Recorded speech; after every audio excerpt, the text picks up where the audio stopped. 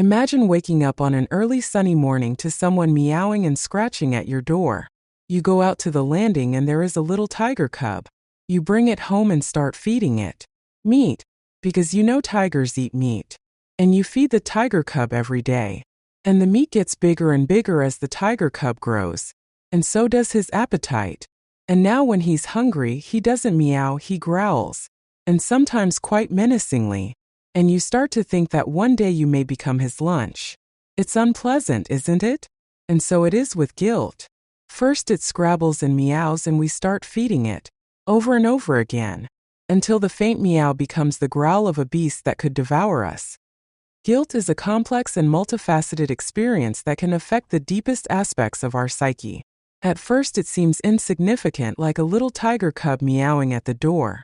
But if not properly addressed and managed, this feeling can grow into something threatening. It can consume our thoughts and emotions, becoming increasingly intrusive and dominant.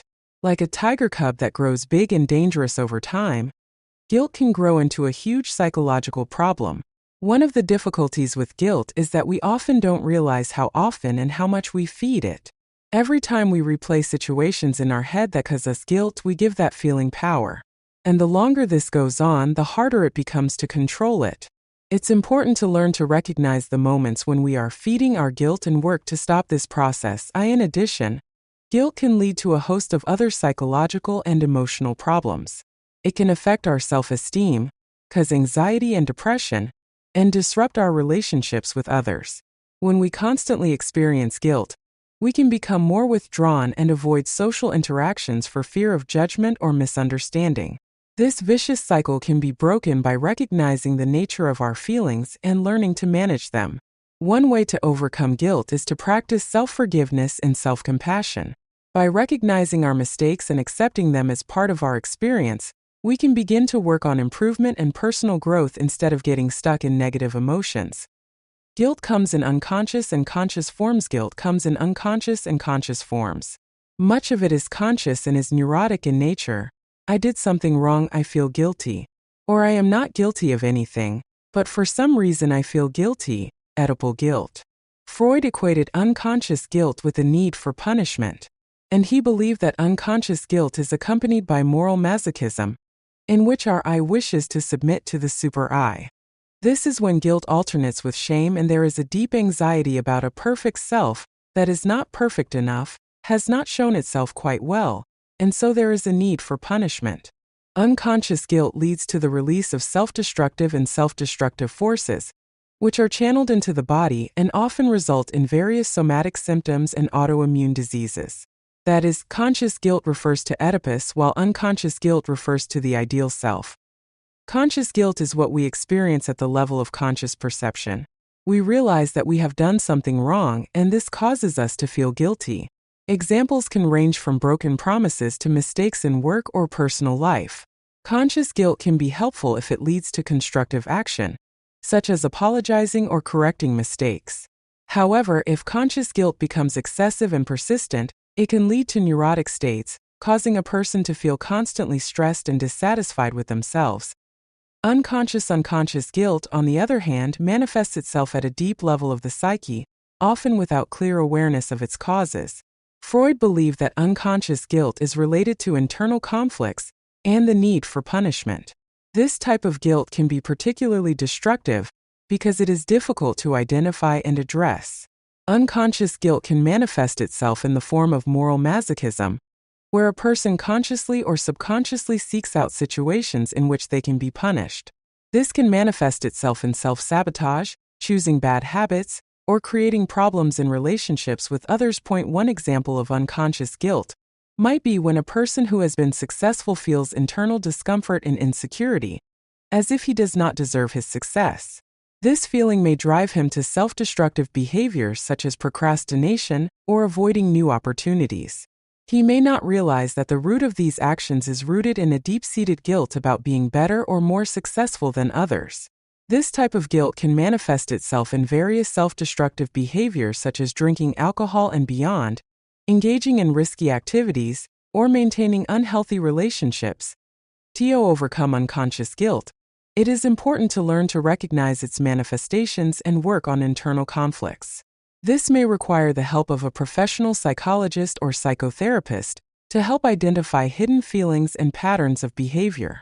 Working on yourself includes understanding your emotions, accepting yourself and your mistakes, and developing self-forgiveness and self-compassion skills.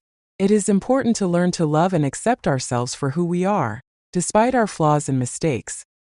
Childhood is a storehouse of guilt. Childhood is a storehouse of guilt, which stores positive and not so positive experiences, certain patterns of behavior and preparations of our reactions to different life situations. And all this is given to us at the first request. So this storehouse consists of three main sectors: pain points, models of upbringing, and real psychological traumas. The sector pain points is full of jars of our past emotional experience, boxes of relationships with parents and other adults, brothers, sisters, classmates, acquaintances, and friends. These memories can pop up in the most unexpected situations, reminding us of our past mistakes and triggering feelings of guilt. For example, if we were often criticized for failures as children, we may experience guilt in the future every time we encounter difficulties or fail to achieve our goals. These pain points shape our reactions to present-day situations and can significantly influence our behavior and self-esteem. The parenting model sector is central to the pantry of guilt. A child's psyche is like malleable clay in the hands of an experienced or not-so-experienced sculptor, who molds it into a likeness of himself. The parenting model shapes the scripts for guilt: how, when, how much, and at what point it will be experienced. Parents, teachers, and other significant adults in childhood shape our understanding of what is right and wrong. These early behaviors lay the foundation for our future responses to guilt. For example, if a child was raised in an environment of strict discipline and frequent criticism, he or she may grow up with the belief that he or she is never good enough and constantly feel guilty about his or her actions. The psychological trauma sector is filled with memories of those situations in which we experience pain, guilt, and shame. And the door to this compartment is always open to remember. These memories can be very powerful and influential. They shape our underlying guilt reactions and often become the basis for our inner conflicts.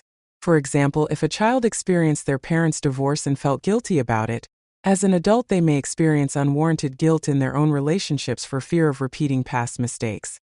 And there's nothing wrong with going into that closet once in a while, but just living there all the time, believe me, is not worth it.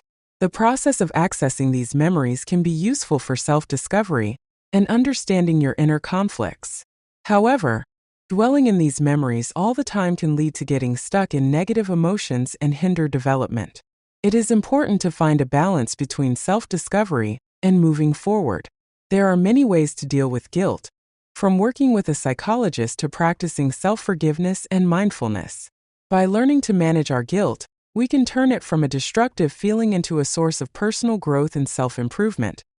This requires learning to become aware of our emotions and their causes, as well as taking steps to change our thoughts and behavior. One effective method can be keeping a diary in which we write down our feelings and analyze them. This helps us to better understand our inner conflicts and find ways to resolve them. It is also important to develop skills of self-compassion and self-forgiveness, recognizing that mistakes are a natural part of the human experience and do not make us bad or unworthy people. Working on ourselves and our emotions can lead to significant positive changes in our lives, improved relationships with others, and increased overall life satisfaction.